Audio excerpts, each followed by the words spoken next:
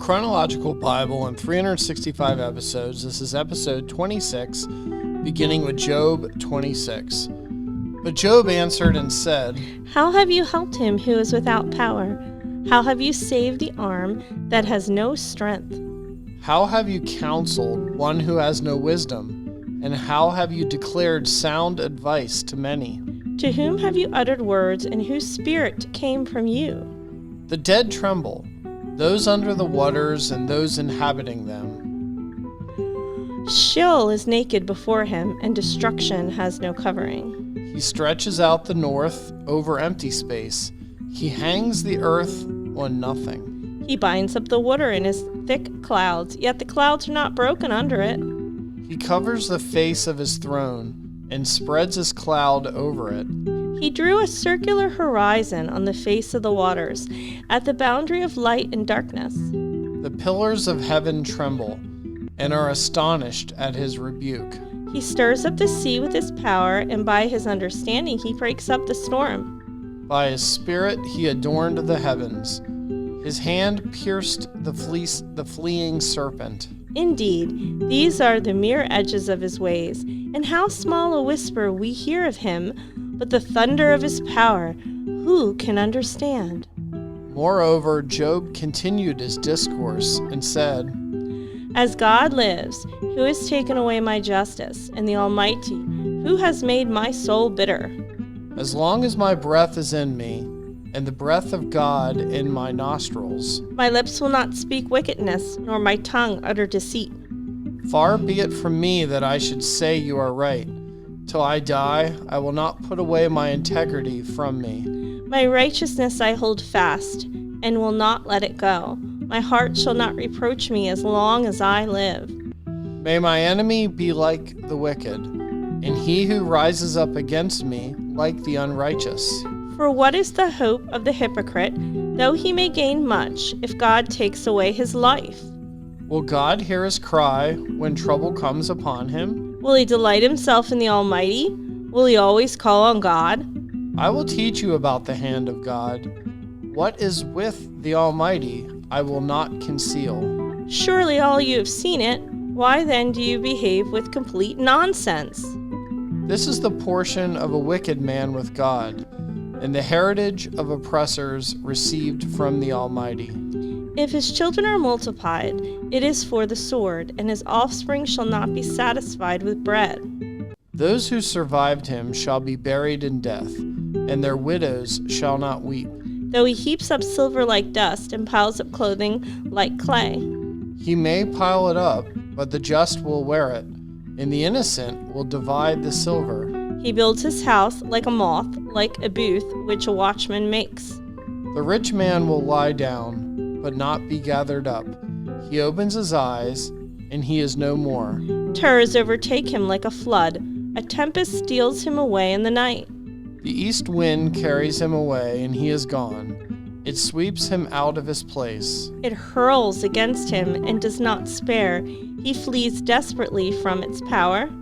Men shall clap their hands at him, and shall hiss him out of his place. Surely there is a mine for silver, and a place where gold is refined. Iron is taken from the earth, and copper is smelted from ore. Man puts an end to darkness, and searches every recess for ore in the darkness and the shadow of death. He breaks open a shaft away from people. In places forgotten by feet, they hang far away from men. They swing to and fro. As for the earth, from it comes bread, but underneath it turned up as by fire. Its stones are the source of sapphires, and it contains gold dust. That path no bird knows, nor has the falcon's eye seen it. The proud lions have not trodden it, nor has the fierce lion passed over it. He puts his hand on the flint, and he overturns the mountains at the roots. He cuts out channels in the rocks, and his eyes sees every precious thing. He dams up the streams from trickling. What is hidden he brings forth to light. But where can wisdom be found? And where is the place of understanding? Man does not know its value, nor is it found in the land of the living. The deep says, "It is not in me," and the sea says, "It is not with me." It cannot be purchased for gold, nor can silver be weighed for its price. It cannot be valued in the gold of Ophir, in precious onyx or sapphire. Neither gold nor crystal can equal it, nor can it be exchanged for jewelry of fine gold. No mention shall be made of coral or quartz, for the price of wisdom is above rubies. The topaz of Ethiopia cannot equal it, nor can it be valued in pure gold. From where then does wisdom come, and where is the place of understanding? It is hidden from the eyes of all living, and concealed from the birds of the air. Destruction and death say, "We have heard a report about it with our ears." God understands its way, and he knows its place, For he looks to the ends of the earth and sees under the whole heavens. to establish a weight for the wind and appropriation the waters by measure. When he made a law for the rain and a path for the thunderbolt. Then he saw wisdom and declared it. He prepared it. Indeed, he searched it out. And to man he said, "Behold, the fear of the Lord, that is wisdom, and to depart from evil is understanding." Job continued his discourse and said, "Oh, that I were as in months past, as in the days when God watched over me, when his lamp shone upon my head, and when his light I walked through darkness.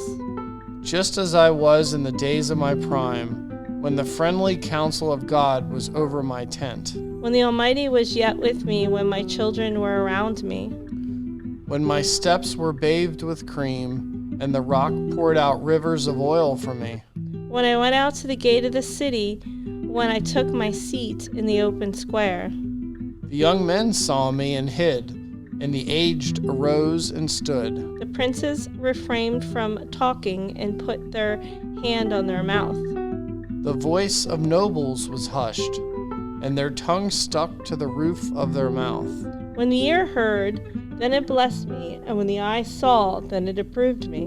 Because I delivered the poor who cried out, the fatherless, and the one who had no helper. The blessing of a perishing man came upon me, and I caused the widow's heart to sing for joy. I put on righteousness, and it clothed me. My justice was like a robe and a turban. I was eyes to the blind, and I was the feet to the lame. I was a father to the poor, and I searched out the case that I did not know. I broke the fangs of the wicked and plucked the victim from his teeth. Then I said, I shall die in my nest, and multiply my days as the sand. My root is spread out to the waters, and the dew lies all night on my branch. My glory is fresh within me, and my bow is renewed in my hand. Men listened to me and waited, and kept silence for my counsel. After my words they did not speak again, and my speech settled on them as dew. They waited for me as for the rain, and they opened their mouth wide as for the spring rain. If I mocked at them, they did not believe it, and the light of my countenance they did not cast down. I chose the way for them, and sat as a chief, so I dwelt as a king in the army, as for who comforts mourners.